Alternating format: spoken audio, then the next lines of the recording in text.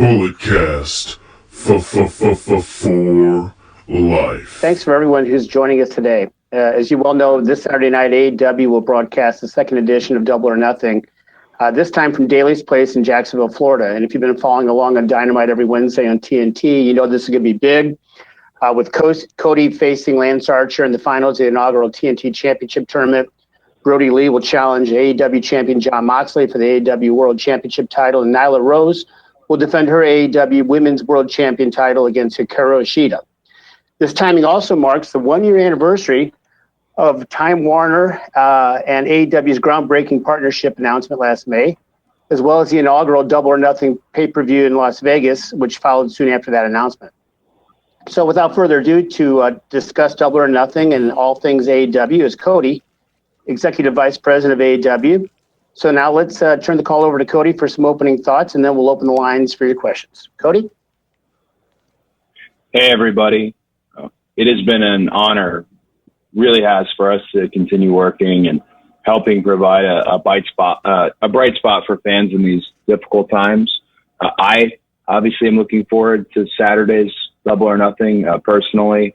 My match with Lance Archer for the TNT Championship, and us vying to be the first individual to wear it. The rest of the Double or Nothing show will be nothing short of spectacular, from the casino ladder match to the AEW World Championship on the line. Really just an outstanding night. And if we can, take a beat and look back, this is where AEW began. Our first event, officially Double or Nothing, last year, sold out MGM Grand. The circumstances are different this year with the pandemic and COVID-19, but that spirit exists.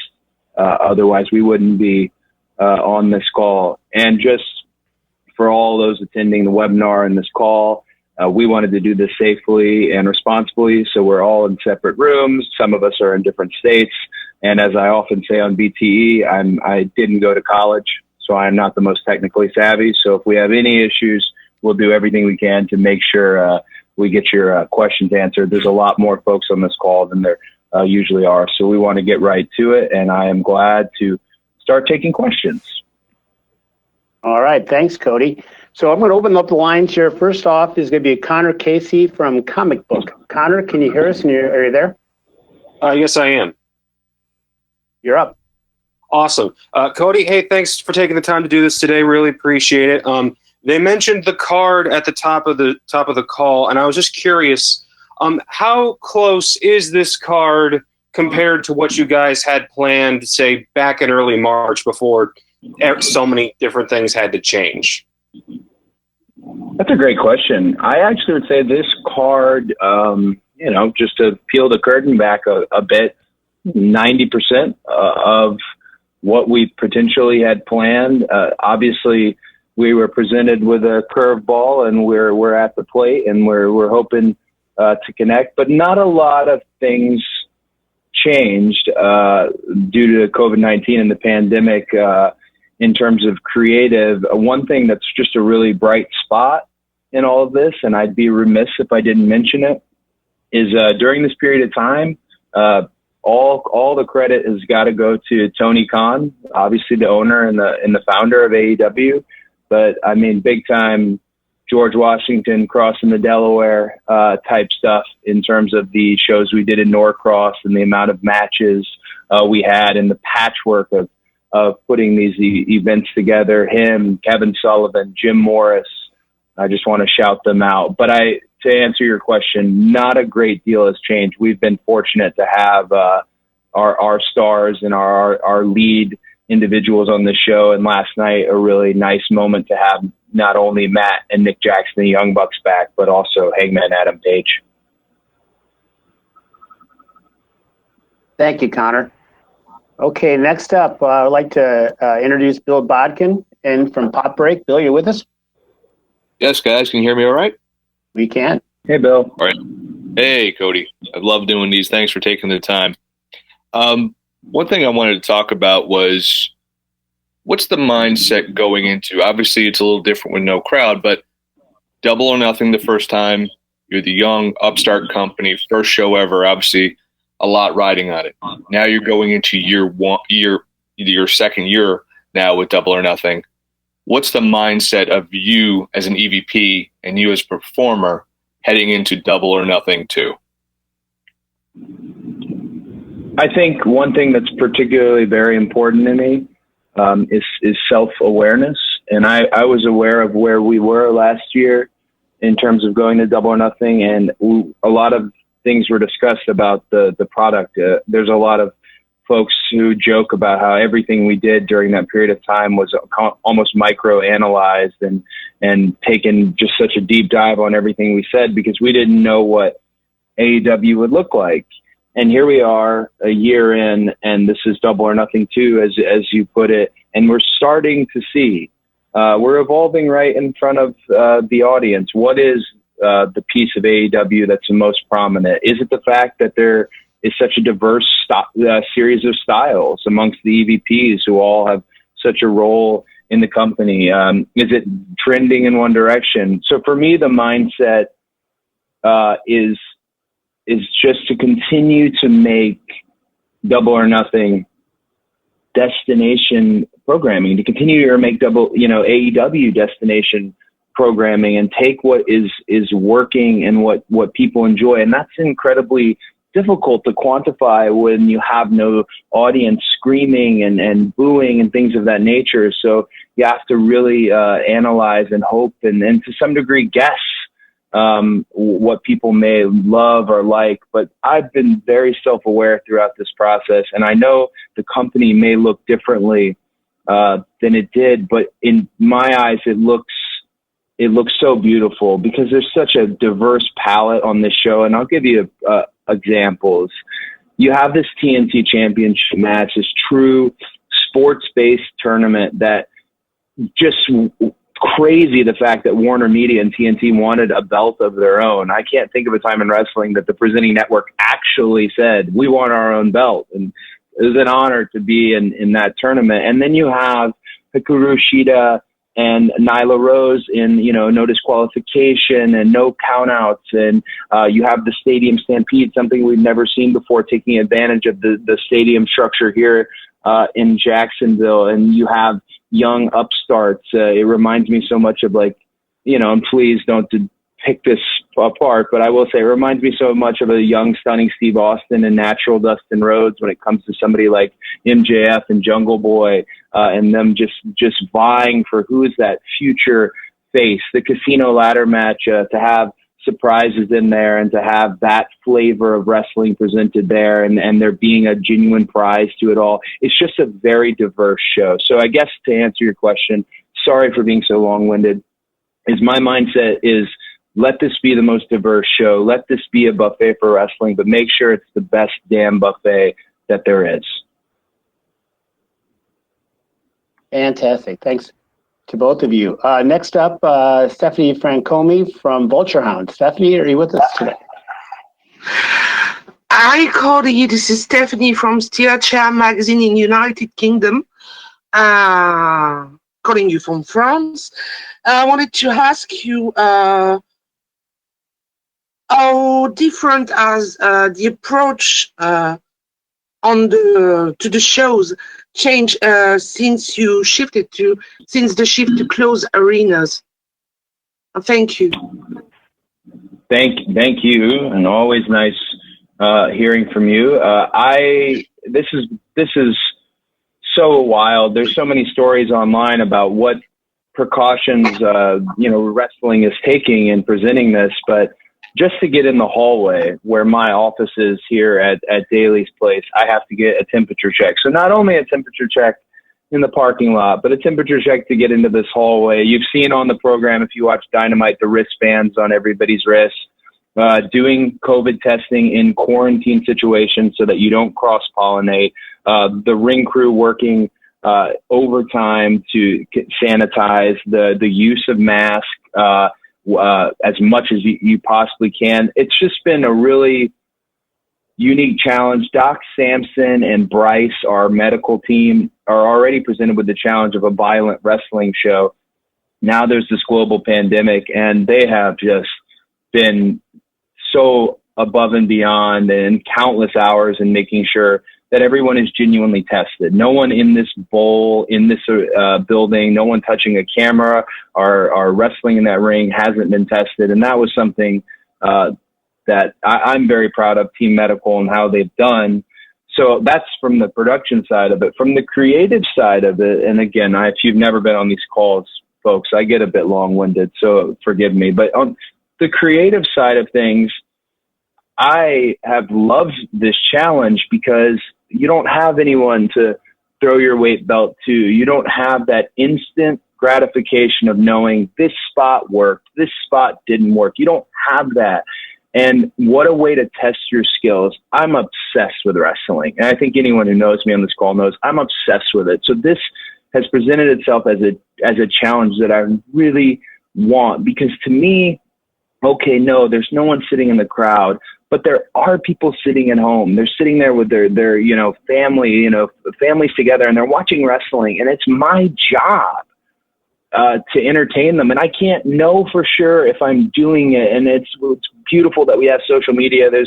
There is a bright side to social media, folks. And it's beautiful that we have Warner Media to tell us, hey, how many people tuned in for this and things of that nature. And I don't want to get too analytical, but I just really have relished the challenge. And I don't want to selfishly speak just to me.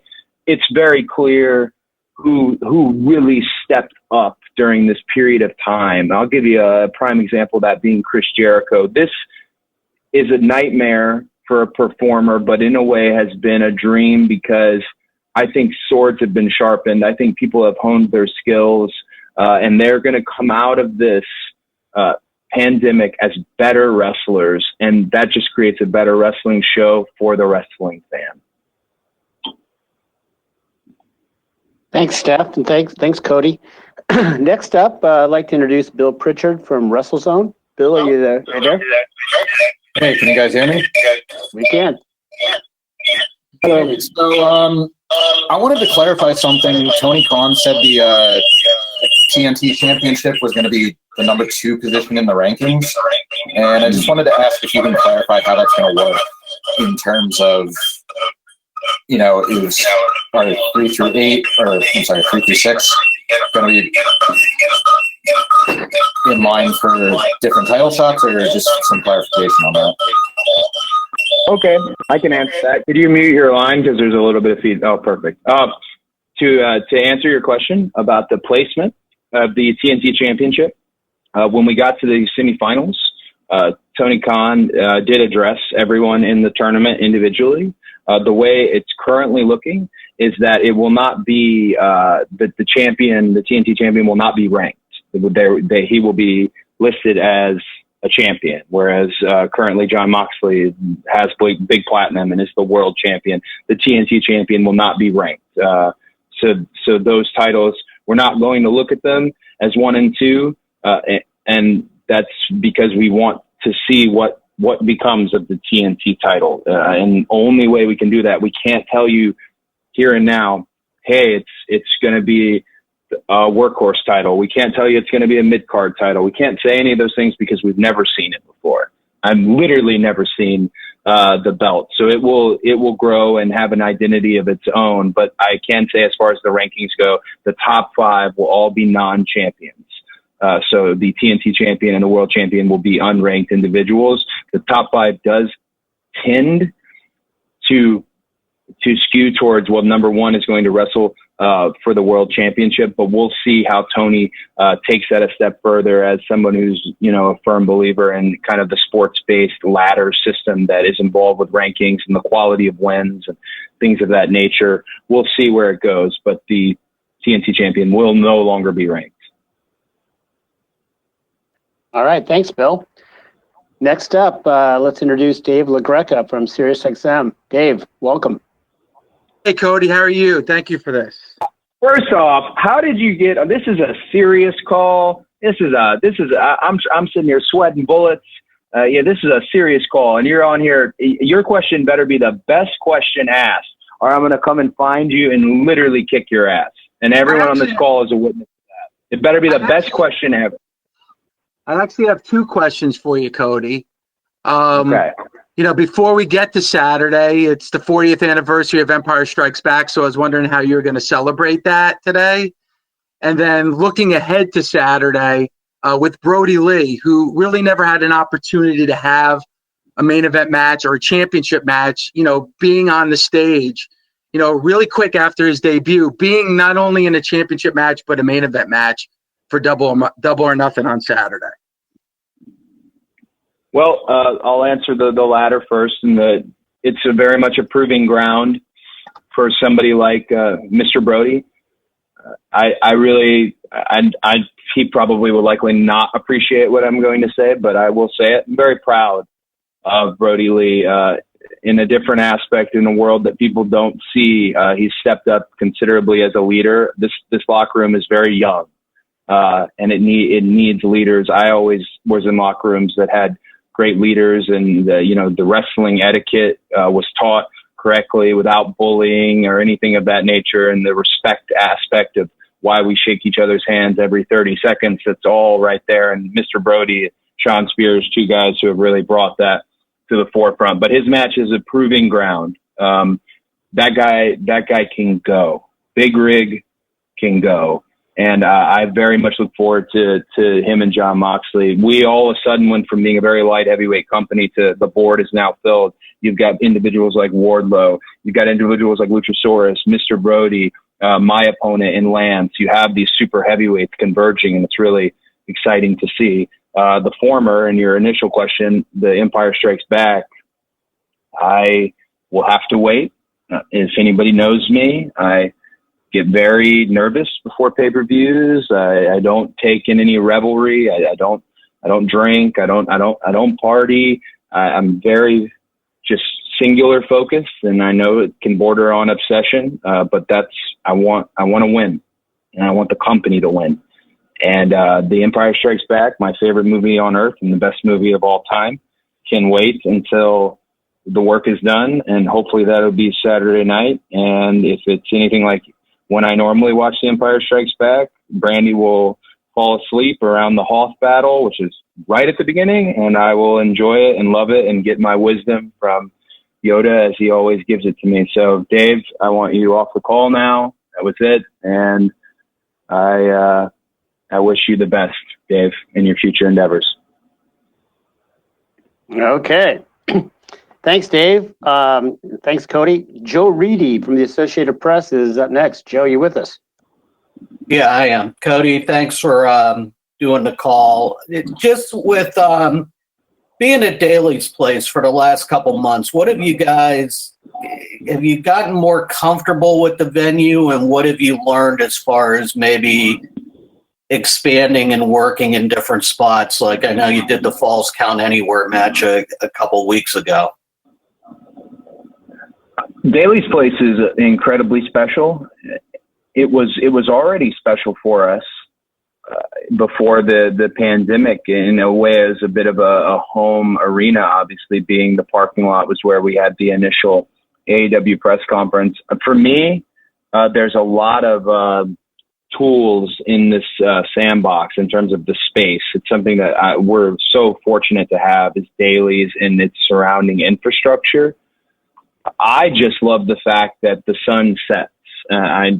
Just a personal aside, the sun sets as the show is beginning and going on, and it's a really just kind of a beautiful lighting treatment. One of our master lighting guys, Greg, I know it is a pain for him because he's having to adjust, but I love that, and I love the win last night watching Jake and Arn Anderson sermonize and seeing the wind blow. To have that open air amphitheater that is Daly's Place, it's made things very easy for us. We have a lot of contingencies, a lot of the places as the world opens up that want AEW, and Raphael Morphy and Chris Harrington have been wonderful about potentially looking into those places. But if we wrestled at Daly's for the foreseeable future, I would have no problem with that. It's a tremendous place, and I can't thank the Khan family enough for having it available for us to work and for us to work safely. But there's to answer your question, a lot of tools in that sandbox. Flex Field is behind Daly's Place. the bridge on the club section goes over to the main stadium. So there's a lot of room for us within the show to play with in areas you might see. Thanks, Joe. Thanks, Cody. Jim Barcelone from the Miami Herald is up next. Jim. Yeah, thank you, Cody.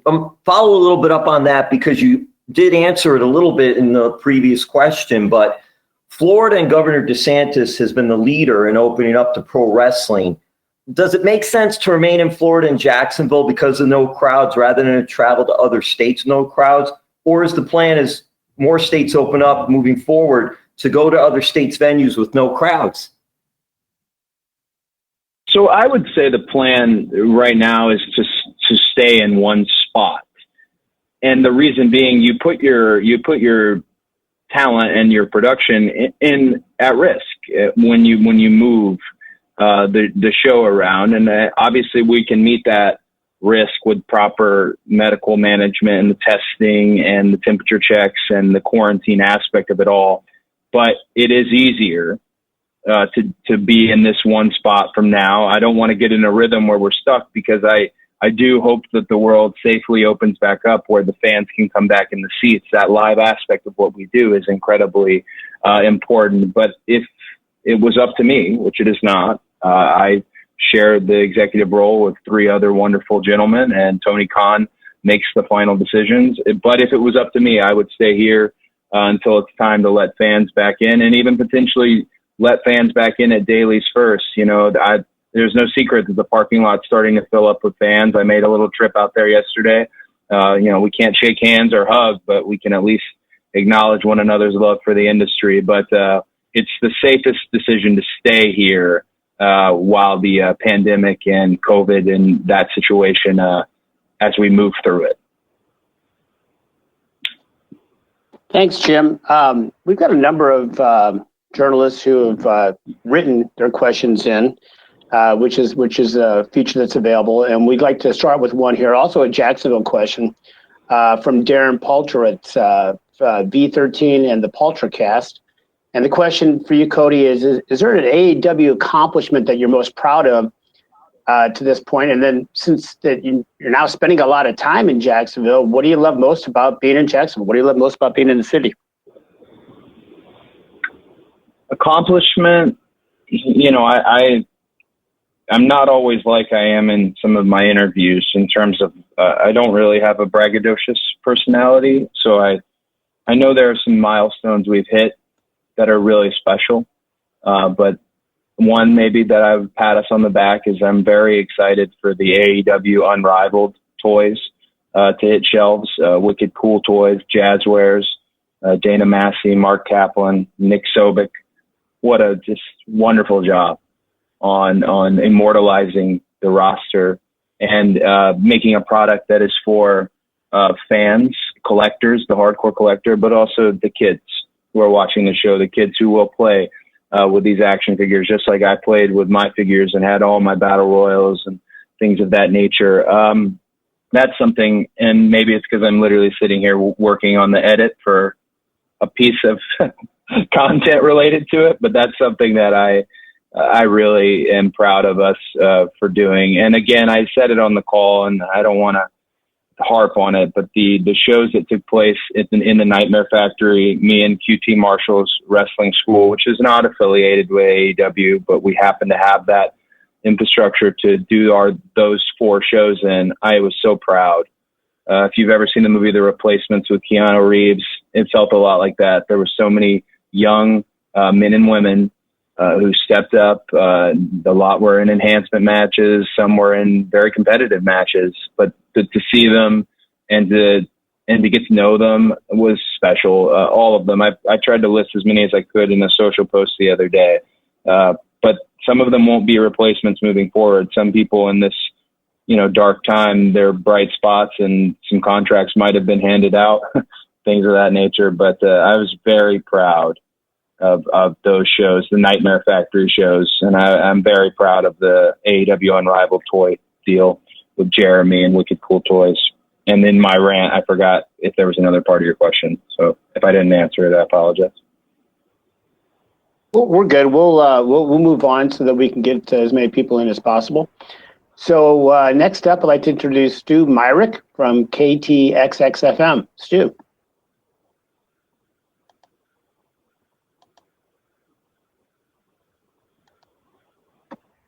Stu, are you there? Stu, you need to unmute. There you go. There we go. Now we're good. Damn technology. Cody, greetings from the mighty ATX. Hey, buddy. Quick question. Is there an adjustment that AEW has had to make in light of COVID-19, in light of the pandemic, that you could see carrying forward when we get back to some semblance of normalcy? I think it's an adjustment that a lot of businesses probably have seen the same one that I'm going to identify. It's wrestling. If you've ever been backstage at a wrestling show, everyone shakes everyone's hands. There are different reasons, and it depends on who trained you. They'll tell you why. I was always taught they're picking you up. It's their responsibility to put you down and send you home to your family safely, whatever it may be. But the handshaking aspect and that type of physical nature may be something that is passé. I was talking with Colt Cabana about this the other day. It's disappointing not to be able to shake hands and hug and things of that nature. But if it prevents this virus, if it prevents it from moving to one person to the next, then it's a measure that should be taken. And perhaps something moving forward, handshaking is not as prominent as it was in wrestling. So that's one in particular. And on top of the litany of, if anything, also, we have now a whole new chapter in AEW history with crisis management and how we handle this. God forbid another pandemic presents itself, or perhaps there's a pandemic on, the forefront and something that's been forecasted. Well, we can do our best as a company to make sure we're practicing the best practices to prevent it and do things safely. We all were handed COVID-19 pretty much with no clue what to do. I think we're a little bit more prepared in crisis management as a company. Thanks both. Chuck Carroll from CBS. Chuck, are you with us? Cody, my question is, what if, God forbid, somebody in the company does unfortunately test positive right now for COVID-19, the coronavirus? What steps are in place? What measures are there in place that would ensure that you all would be able to continue moving forward? That's a great question. The testing is done under quarantine measures. You have scheduled out blocks for the testing, and Team Medical is the very first individuals to be tested. So there is no cross-pollination. We don't have, because they're not done at Daly's place, they're done under the quarantine measures, meaning if you were to test positive, you would then get the nose swab test to confirm the positive, or perhaps it was a false positive, but you would not be in proximity to any of the talent, to any of the crew. They've also separated.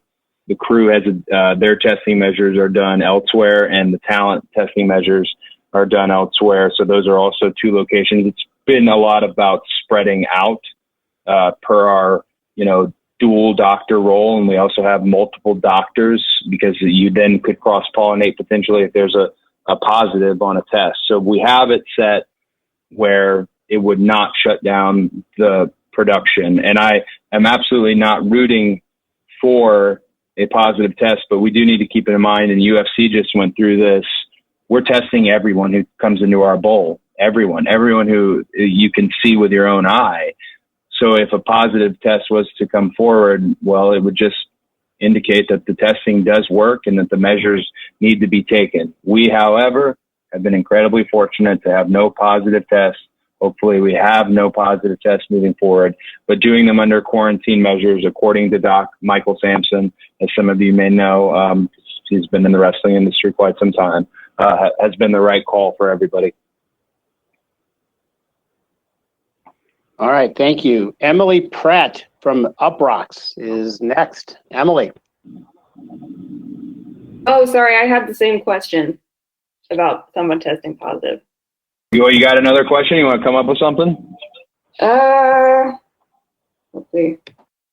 What's your favorite? I'll ask you a question. What's your favorite energy drink? Oh, probably Red Bull. Just a Red Bull, huh? Yeah, very basic. I'm What's your digging favorite energy drink?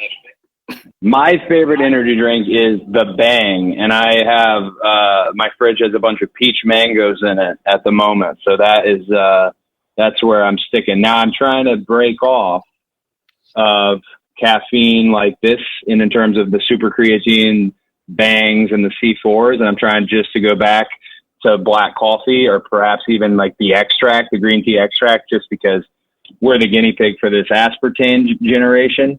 And I don't know if these things are going to be any good for us 20 years from now. But, hey, I got a lot of respect for a Red Bull person. It gives you wings. You know what I'm saying? Yeah. Awesome. All right. Thanks, Emily and Cody. We're going to go to the to the emails here, the text questions to the AJ Awesome Show. AJ would like to know, Cody, if there are any advantages, anything that's been like a positive of having shows without fans in attendance. I mean, I think the overlying advantage is that you're really tested as a performer and a competitor. How do you tell this physical story with no fans to help you, with no background music to ride? So that's been a positive. But to be frank, there really hasn't been any other positives in terms of we very much miss the fans. We miss each other. There is a need as a wrestler for a fan, and Hulk hulking up.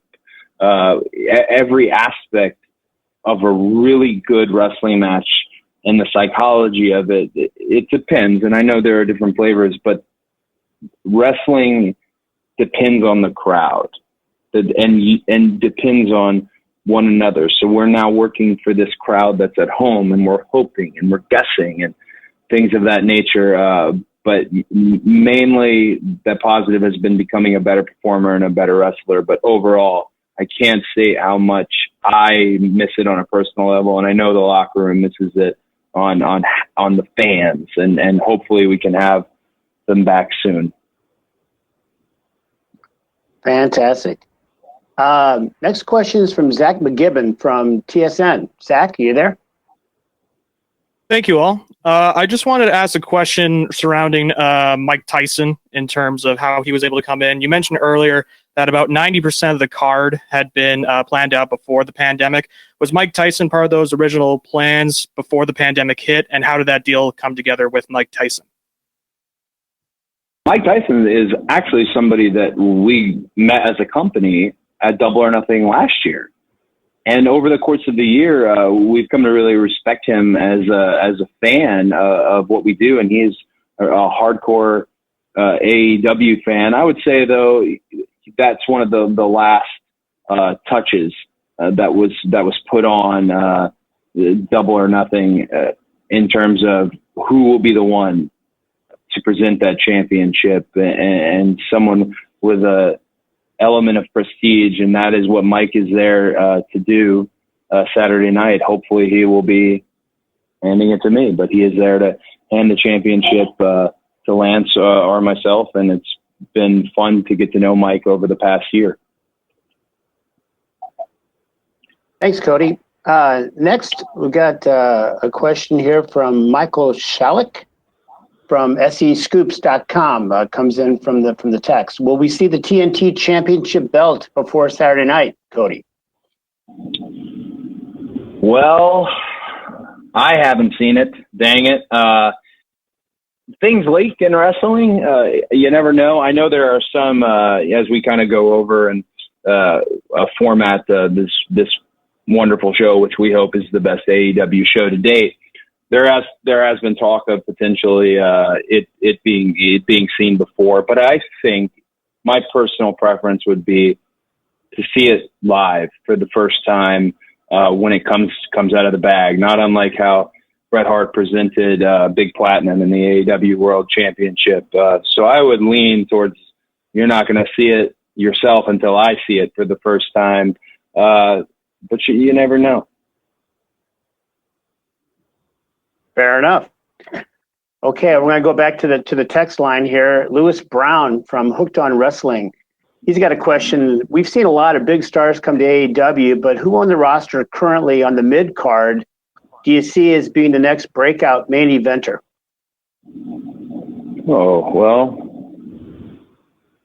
I mean, the answer is not an answer I like giving, but I think everyone sees the same thing. MJF is destined for something incredibly great. He truly is. He's a very different type of wrestler, is a very adaptive type of wrestler. I look at what him and Jungle Boy have on Saturday as a snapshot of the future. They're both growing, physically. Wrestling's a physical company, and we, wrestle a physical business. We have so many light heavyweights, but to see them train as hard as they do, to eat properly, they're both putting on good, drug-free, healthy size, and they're both expanding their game. They're not even near their prime. Jungle Boy is somebody. Sammy Guevara every week has done something on television that has made you want to look into Sammy Guevara more. I don't know why it's all the bad guys, but Sammy, incredibly special. If you have Sheeta's another person who could break out. The fact that she's really diverse, and if you check out her social media, it's the definition of wholesome in terms of a worldwide and global star.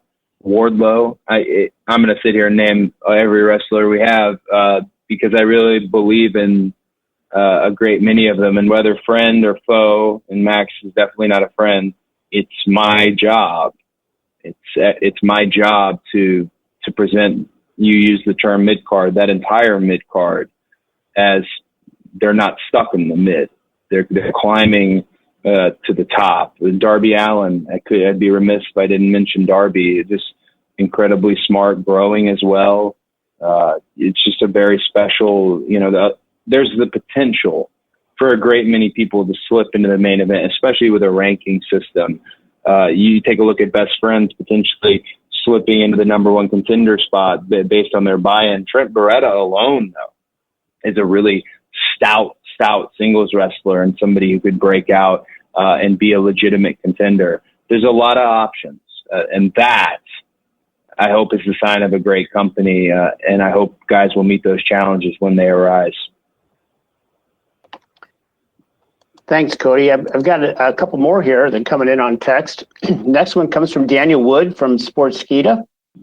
Creatively, is there anything you, Cody, or any of your colleagues have attempted only to realize it just doesn't work in an empty arena setting or without an audience? It's a great question. I mean, there are things that maybe not work isn't the term as much as maybe aren't personal flavors, but there's been an aspect of experimentation. One example is the microphones. So people will ask you, why do you got a microphone? There's no fans. Well, the microphones are actually for the cameras as well. Lav mics are available and stick mics. So that's something that's been kind of always, I sit back on the shows I'm not wrestling on and a little bit of a sticking point. Like, why do we need these mics? But then when you take away the mics, you can't hear what anyone is saying unless you lav mic them. I'm getting very technical here. But one thing we have been fortunate to have is we do have the boys and girls on the roster there in the crowd, and they're obviously they're all industry folks, so they're the most jaded audience you could get. But to be able to move them in any way is actually a great barometer of how things are going in the ring. So we've not had to just have crickets or silence because we've been able to have the boys and girls in the seats, at socially distanced and things of that nature, and with masks. And again, everybody is tested, but that's really made it so that we're not just dealing with utter silence, and that alone scares me half to death. I mean, that's the wrestler's nightmare is silence. So that's one thing. The only thing to really answer your question that I get a little iffy and sticky on from time to time is our use of microphones when we have no main large mass gathering audience. Okay, great. Thanks, Cody. Let's see. We got Richard Jones from Fox Sports Rochester. Any word on the talked about second show in Rochester? Oh, we're gonna make it to Rochester. We're gonna get there. I really like something that we've done in terms of shows have not just been canceled. Almost every show that we've lost has been postponed. So you'll probably in the next, I'd say 2 weeks, see some new presented dates with potential shows. And I'm hoping, everyone has their own theory and speculation, and everyone's an expert on when fans are going to come back and when they're not going to come back. But I would tend to think sooner than later if we can do it. And maybe there is, a small gathering, and there could be limitations to it all. But Rochester will for sure happen. That was a show we were really, really looking forward to. I particularly wanted to see Brody Lee in Rochester just because I know that's his hometown. So it's not something that's going to get pushed very far on the back burner. The only live event plans that might take further to replace or renew is any international live event plans, because that we're just like everybody else, we're waiting for when the borders will open up and how the borders will open up. I got one more here on text that I'd like to share with you, Cody. This comes from Christian Hubbard from the Illuminati. His question is: Broken Matt Hardy will team up with the Bucks and Kenny Omega and Hangman this Saturday, collectively as the Elite. Is Hardy an official member of the Elite, and what do you hope that he accomplishes in the company? Matt Hardy is wonderful. Last night I got the privilege to sit outside and just have a beautiful view of the Jacksonville waterfront with Matt, and to hear him tell stories to some of the younger guys, and really special veteran who is, not unlike my brother, is able to continue to go. It's really great having his presence. As far as the Elite is concerned, I'll go ahead and say it. It's probably the most controversial thing on this call, and I don't mean it to be. The Elite, more than anything, is the original, the OG, and that being Kenny Omega and Matt and Nick Jackson. That's the heartbeat of it all. Those guys are glue, and they do everything individually together. And look at it. Kenny was PWI's Wrestler of the Year last year. Matt and Nick Jackson, I don't know how many tag team accolades they've won. Incredibly polarizing figures, but they're polarizing because they're damn good. That's the Elite. And then you've got kind of the expanded universe Elite, and Hangman Adam Page and Marty Scurll, Brett bless his soul. And I would assume that Broken Matt is trial by fire here as someone who's under the Elite banner. I'll tell you on a personal level, the reason I go so hard on the Nightmare Family and the jackets and everything is out of respect for the Elite. That's their world. It's an honor to have been selected to be part of it, and to have been with those guys. We're a family, and that's very, very special. But at the end of the day, the OG will always be the OG Elite will always determine who is Elite: Kenny, Matt, and Nick. And I think Matt gets what would you call it? A battlefield promotion, perhaps, to the Elite. All right. Thanks, Cody. And I just realized we're at 45 minutes. So unfortunately, we're going to have to wrap up. It's been fantastic. Cody, thanks a million for your time. And on behalf of Tony Khan, Cody, and all the executive vice presidents, everyone at AEW, thanks for joining the call today. Per our custom, we'll be distributing an audio copy shortly. So be looking for that. And obviously, if you have any questions or comments, you know how to reach us. So again, thanks a million for everything today. We look forward to connecting with you on Saturday night for Double or Nothing, and wish everyone the very, very best to you and yours, your families, your loved ones, and all that during these times. And we'll look forward to seeing you on Saturday night. Thanks, everyone.